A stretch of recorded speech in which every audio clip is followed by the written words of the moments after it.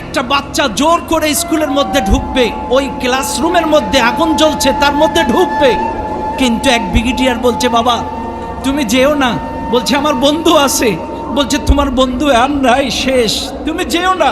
কিন্তু ছেলেটা শুনছে না, ছেলেটা কিন্তু সুস্থ, বাইরে আগে থেকে চলে এসছে, কিন্তু ওর বন্ধু স্কুলের ভেতরে, ও বলছে না আমি যাব।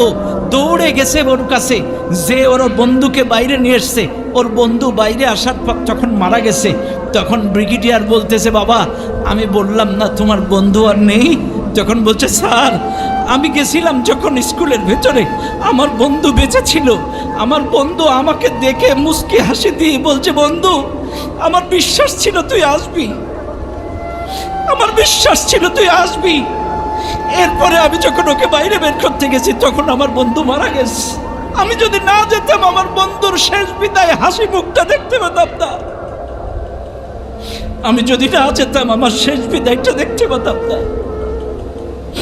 এমন অসংখ্য দৃশ্য এই মাইলস্টোন স্কুলে ঘটেছে। সুপ্রিয় উপস্থিতি, এই জন্য আপনাদেরকেও বলবো বন্ধুত্বের ক্ষেত্রে সৎসঙ্গে স্বর্গবাস, অসৎসঙ্গে নরকবাস। আপনারা এখানে যারা আছেন অবশ্যই আপনার বন্ধু নির্বাচনের ক্ষেত্রে সৎ বন্ধু নির্বাচন করবেন, আল্লাহওয়ালা, নামাজি, কোরআনওয়ালা, ইসলামওয়ালা বন্ধু নির্বাচন করবেন।